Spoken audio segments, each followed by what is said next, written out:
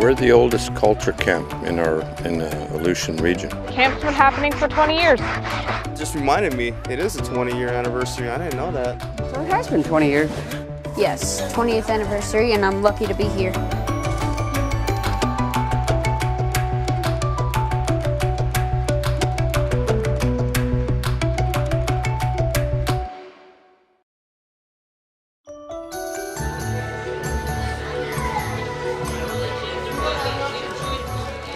We have a large group this year, and a lot of them are new.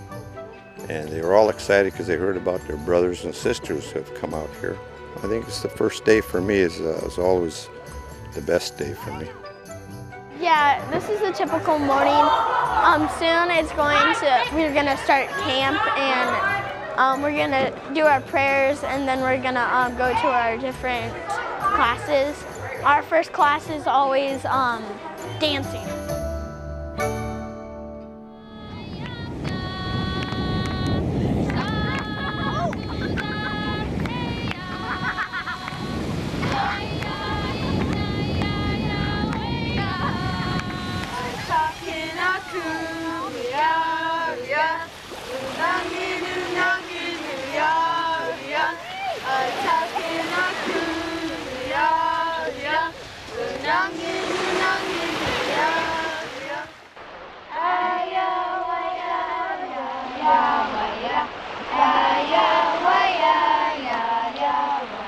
I've been dancing since I was about 5, and that dance was the halibut dance.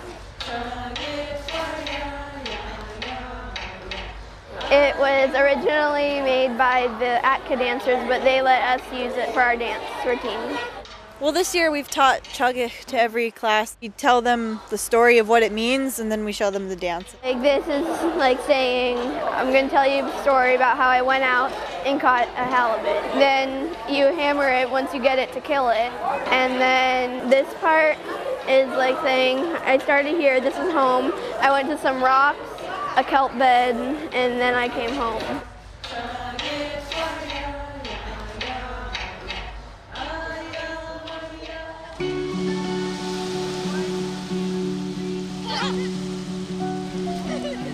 It's the first dance I ever learned. So when I was in preschool, I think they taught it to us. It was a lot of fun. I always remember getting to goof off a little bit in dance class if we learned it quickly. We do let them play for some of the time because, a whole hour is kind of a long for their attention span sometimes. I kind of bribe them with having fun, playing in the sand and the water. Seeing some of the other kids who are really enjoying it maybe does turn the minds of some kids who aren't really into it that much. It might make it seem a little bit cooler. This group has been really good this year, so I'm hoping they will do it without us showing them how to do it, and it'll just be them performing it by themselves. I think it'll be a good performance. So I know it's not ideal, but the only way we can have all of them dancing is to go out on the beach.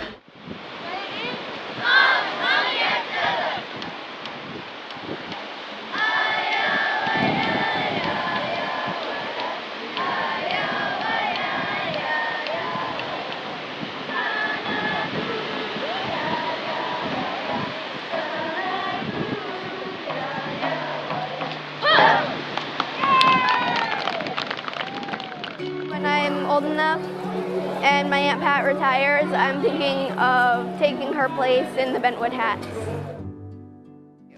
We're making the Aleut bentwood hats that we chisel it down to about less than a quarter of an inch, and then we steam it or cook it, boil it, and bend it, so it gets to one of these forms. The sound of wood is comforting, the sound of the sanding, and the kids seeing a finished product. Let them help clamp the last one, and it's cool. It gives me goosebumps thinking of it because I remember I was at that stage. I learned from the master, Andrew Grunholt. He worked through the university. He taught here 5 times. I mentored under him all 5 times. And then his last class here, I didn't know he was sick, but he made me bend my own chief's hat. And then he told me I was a new bentwood hat maker. Plus it's a nice piece of wood. I can't take myself away. Yeah, so what I was doing here with Joy's hat is I'm just smoothing out the one side so she'll know I just cleaned up this side, and then she'll switch over to the other side. Traditionally, this was supposedly a man's art. When I went to St. Paul, one of the elders told me that, and my dad even told me that. But then I said, "You got 6 sons, tell them." And he goes, "No, you're doing a fine job." So it's pretty lucky to get that encouragement. Oh yeah, I love it. Yeah. Hat gives you an option of small, medium, or large. You start with a board kind of like that, but it's flat, and you chisel it out, and then you leave the sides in the middle, and then after that you boil it for like a half an hour. It makes it flexible so you can bend it. And then after like 24 hours or so, you take it off and then you glue it, I think. I don't know. I haven't got that far yet. I really like working on my Bentwood hat, although not really at the moment because this is a pain in the butt. There are all these lines from the saw that I'm having to sand out because it looks bad. It's a chief hat, so it's special. A chief hat, instead of being open at the top like some of these ones are, it's closed at the top and it's kind of like, woo. This is my 2nd year at camp. I'd like to maybe eventually like learn how to do something well enough to become a counselor or something. I like that when the younger ones look up to the older ones and learn things. You know, like I watched the men butchering the seal, you know, and we're all getting a little older and it's a lot of work, and it was really fun to see some of the younger kids who've gone to camp since they're small. Now they're going out and learning to hunt and learning to do those things. So that's fun to see it, that the younger generation is picking things up.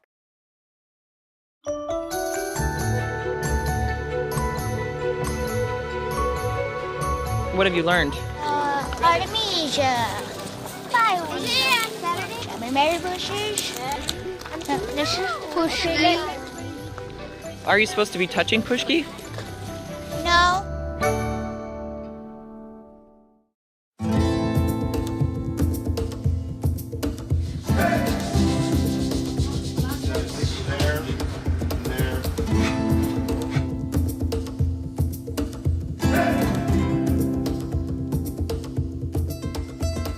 I'm staining it just so I can give it a good design.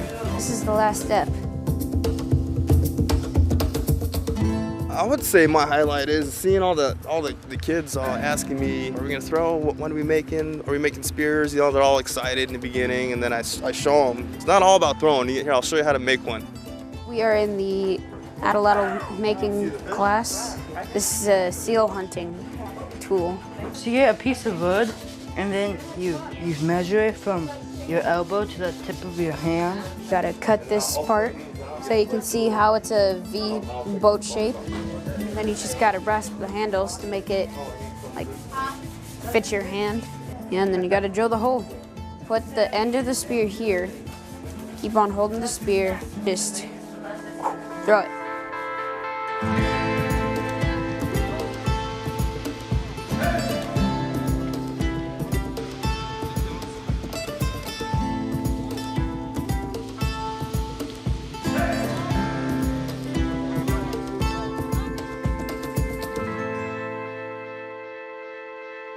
Adelaide is cool. This is the boy's starting height, 56 inches, and this kid will attempt to get it. Ooh, almost close, but no cigar. Teacher of Camp Q looking strong from where you're standing? Oh yeah, there's lots of great help, and these kids are picking it up pretty quick. Even the ones that are in high school, they're out here helping out. I'm gonna say pull, and then you guys pull, okay? Yeah, it is actually my first year teaching at Camp Q as being a mentor for NYO. Pull. Next. It's fun teaching them, but then again, it's kind of hard being a teacher to younger kids. Some kids will want to learn, some kids are shy, but it's a great way to stay active too. Like, there's different events for different styles of people, and so it's really an accepting sport. I really enjoy that about it. First jump, Land on. You need one foot that you want. I do my left foot. We didn't have NYO back when I was in Camp Q. I wish we did because I probably would have joined NYO sooner. So that's kind of what I'm doing with these kids. I'm showing them like, this is NYO, like you guys should join. It's a great sport. Keeping your culture going, and I don't know, I'm having fun with it.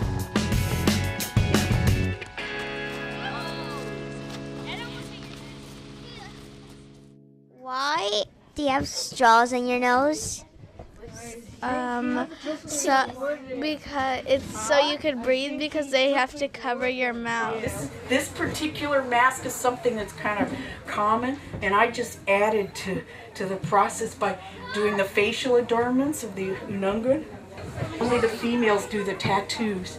And they also did some piercings and stuff like that. And both men and women did piercings. Well, for decoration, of course. Also to honor what the relationships between humans, animals, and the natural environment. Hello, I am Mark, and I am 10. Dolls is my favorite class. You gotta learn how to sew, you gotta make a doll, and I'm making mine for my mom. So when I go back to Anchorage, I'll give it to her. My next class is probably Marine, which is literally right there.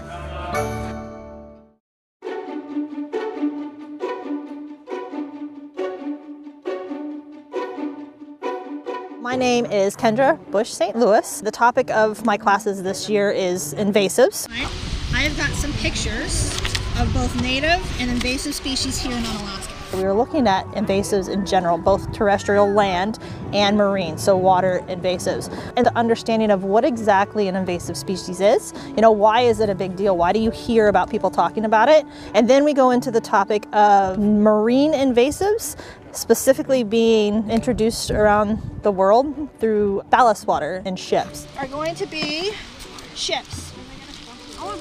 Take a ship. The activity is kind of a detective activity. So the kids were each a ship going to 15 different ports.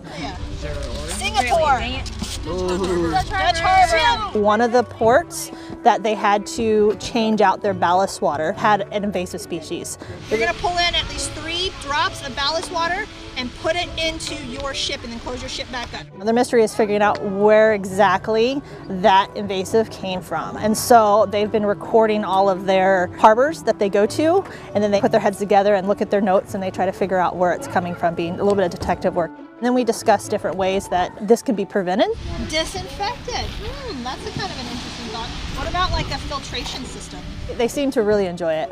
Kids are always enthusiastic like every year, and there's lots going on this year, a lot more classes. I'm excited to see that.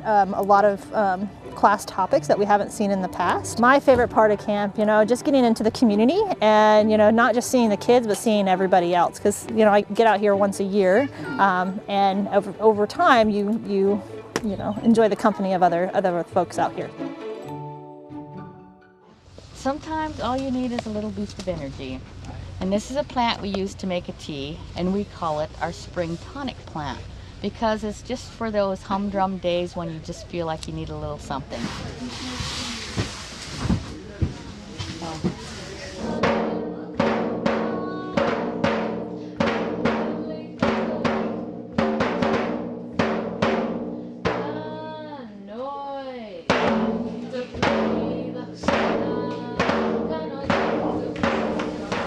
Anytime you see an IUD, like in Dan, that D type, like in dog, the D's and I's are pronounced with the TH sound, so the D's are pronounced the sound, okay?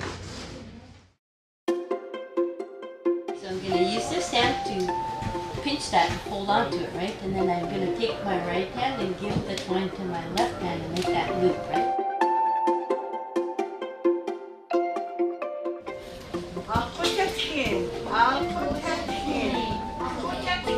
Means how are you?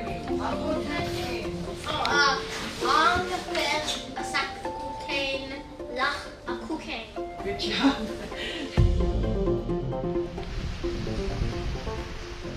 name is Jenny Heffield, and I'm the principal investigator of this excavation. We're excavating at the Summer Bay site, a site that has been hit really hard by erosion, and we are trying to salvage some of the cultural material that are in these deposits. When the Camp Qungaayux kids come out, we introduce them to the archaeology first of all. We'll talk about a little bit what the site is and the importance of doing archaeology, and then we pair them up with the professional archaeologists. We'll let you have some experience digging. Want you to work there with Bobby? And we show them how we excavate and how we screen the dirt, and they get into it pretty well, it seems like. Well, they really enjoyed digging. It seems like they really got into just the process of removing the dirt and helping out, and that seemed to be a big hit for most of the kids out here. So we picked this little remnant of a site to excavate it before it is completely lost. And it's going to be better all around to just kind of salvage the cultural history that's represented here than let it wash out to sea. Well, it's been a wonderful experience. The kids, of course, are incredibly interested and eager and very respectful, listening and paying attention and really kind of learning a lot. By showing them some archaeology, we are showing them there are occupations that they may never have thought of before.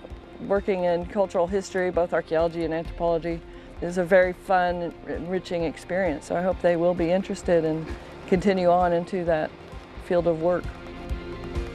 It's been an honor to be a part of this and to be able to be a mentor and to learn from the camp, visiting the camp and watching the fish day and the salmon filleting and watching them butcher the seal. It's just been a really remarkable experience. I wish I could be a student at Camp Qungaayux.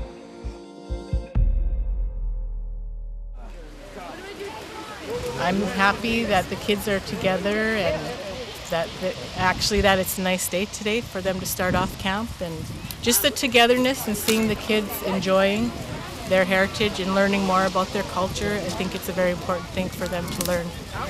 It's a very good learning experience for them. We're going to cut it angle this way into what we call chingas. Those are the little pieces, so it dries faster. 5 or 6 days to get half dry, and another 7 or 8 days after that they'll be ready to eat or cook. Today is day 3 of Camp Qungaayux. We are about to see the food. Let's go! Apples, spaghetti, fruits, delicious. I am hungry. So after lunch, we are going to look at the seal that the hunters caught from the ocean.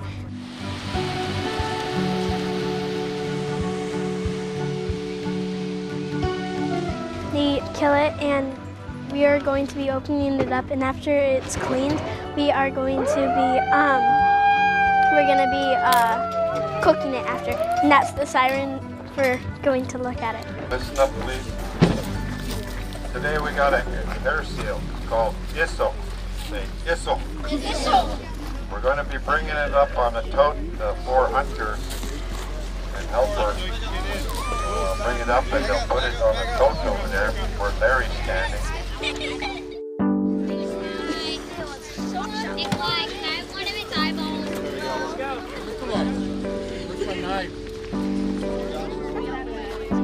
It's one of the bigger events, I guess. Everybody, those little kids, they watch and they get pretty excited. Some of them are gagging or throwing up, every once in a while. My name is Larry Dirks. I'm born and raised in the Aleutian Chain, and my father's the one that taught me how to hunt sea lion, and we did a lot of sea lion hunting. I'm here mainly to teach the younger Aleuts, Trevor. He's the one who sought the hair seal. Well, I've been hunting with Larry and Vince for 3 or 4 years, so I kind of knew what to expect. The first 2 years, I kind of just watched. Second or third year, I took a couple shots. Right there. Go, go, go, go. But I missed. Yeah, you missed. You kind of feel bummed because you didn't shoot it, but it just motivates you to be more confident the next year if they ask, and that's kind of how it was for me. Headed down to the dock about 8:30 and went out, decided to try behind Hog Island for a seal or something, and that's where I shot my seal. He learns pretty fast, and he did real well today. Seems like he's getting better and better every year. So you just chop off the head, and then just cut straight down the middle of the body and peel it back, skin the seal and get that skin off and soak it in the water, get all the sand and blood. And then you take all the fat off the meat, leave some of it on there I guess, and bag it up. I didn't cut as much as they do because they know all their ways around the bones and all that. I'm still trying to learn everything that they know, and it's coming along, but I know there's more tricks out there that they'll teach me later.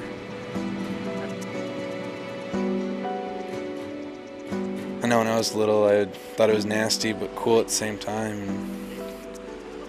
I know when it came to seal line day, I was always excited and always wanted to get in, get up close, touch something, and now I'm shooting them and cutting them up and think about it as food. The main thing I like to see is leave them the knowledge of, subsistence lifestyle, how to work with sea mammals and fish and all that. So he's learning and he's doing real well, I think.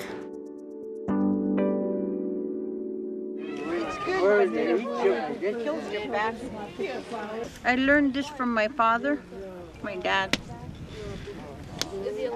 He's the one that taught me how to do it. The reason why he taught me was because I love to eat it and I didn't know how to do it, so he said, well, you better learn. So he taught me with a string rope.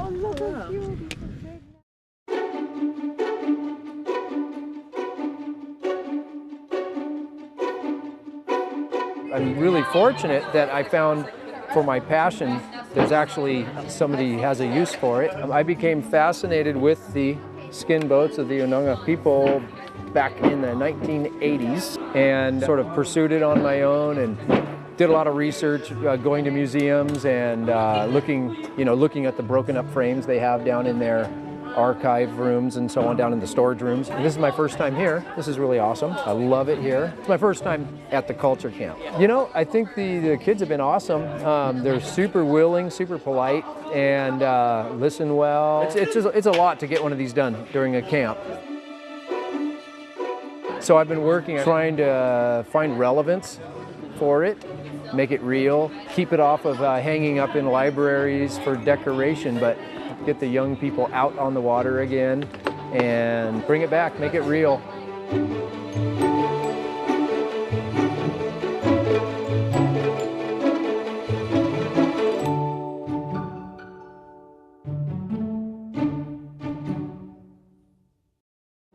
What's your name? Arlene. Nice to meet you. So what do we basically do here in camp? We learn about Unangan language, culture, customs, values. So do a lot of kids come? There were 53 to start this year. That's a lot of kids. Yeah. Can you tell me which places they come from? We had them from as far away as Pennsylvania, South Carolina, Nikolsky. I think that's where most of them were from, outside of Unalaska. So, do you usually think kids have a lot of fun? I hope they do.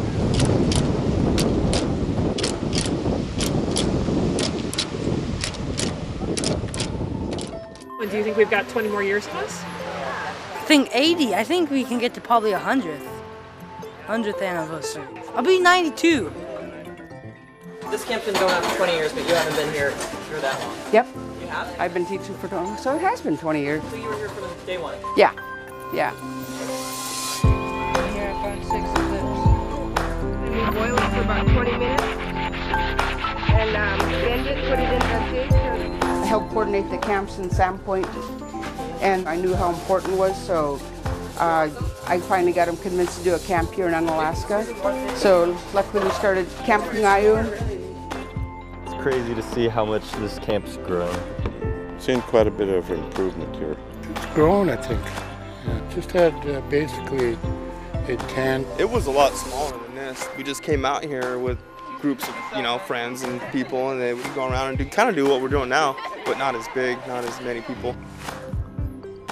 I look around and I see mentors today that were, 5 and 10-year-olds, and now we're teachers. When I was younger, I used to go to this camp, so it's pretty cool, being a mentor now. Today we were weaving. It was hard for me because I was confused. It's just always fun. I remember I was actually too little to come when they first started, so I would be over in the river catching minnows while all my cousins and my brother were in camp, and then changing from a camper to a mentor. That was a little different just because I was the same age as a lot of the kids. My name's Dolores Gregory, and I teach Aleut dance here at Camp. It was kind of weird teaching the high schoolers because we were so close in age, and sometimes you're friends with them, which isn't necessarily bad, but when you get older, it's just a little easier, they see you as an adult figure. We have a few of the young adult kids that have been students like these students here, and they're pretty much helpers right now. That's really nice, yeah. I've been attending camp as a student from 2007 until 2014. Yeah, their kidneys are kind of out on their back. From 2015 on, I've been attending as a volunteer. I usually just help with cooking the traditional foods. I'll help cut the meat, I'll do the cleanup afterwards, simple things. These are the kidneys. These are some of the edible organs from the sea lion. We're gonna cook it up and eat it. I did consider helping out all along, but I was excited when they said they'd let me stay. Technically, I'm a student here, but I don't know, it's like kind of my first year, stepping up a little bit more, being a little bit more serious. I guess I'm training to take Vince's spot later. This year we had a camp apprentice. I've been training Trevor here to take over. So I'm hoping that they'll step up next year and be the camp coordinator or lead mentor or whatever, and continue what we have going on here today. I think he'll do a good job to carry on the camp. I really feel good about leaving it in good hands if I should decide to retire. Try to keep camp going for as long as we can go. The part of the reason why we are here at the camp is to try to learn about the Unangan way of life, how they used to fend for themselves and get their food, and this is what we are trying to teach you. Happy to see where it is now. Maybe it gets bigger within the next few years. Just happy to be a part of it. I hope it continues the way it is, that we still have this great camp that both shares cultural knowledge and a little bit of science brought in by the refuge. Favorite part is getting to be a participant in the culture and see how the natives lived and help teach kids the same. I think it's seeing all the people who come in from out of town, having that interaction is my favorite part. I'm happy that it's still going on, and I'm just excited to see what happens in the next 20 years, I guess. As long as there's Aleut in this community, there will be a culture camp. I really believe that.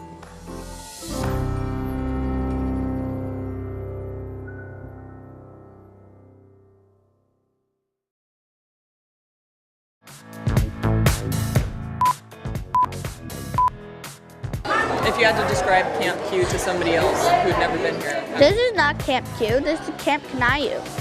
Those are the Q. Oh. Now it's looking at me. Hello. Oh, it's still looking at What day is today? Today is Wednesday. Is it? No, it's Thursday. Oh. Fake pockets, the bane of my existence. You guys do not know how to...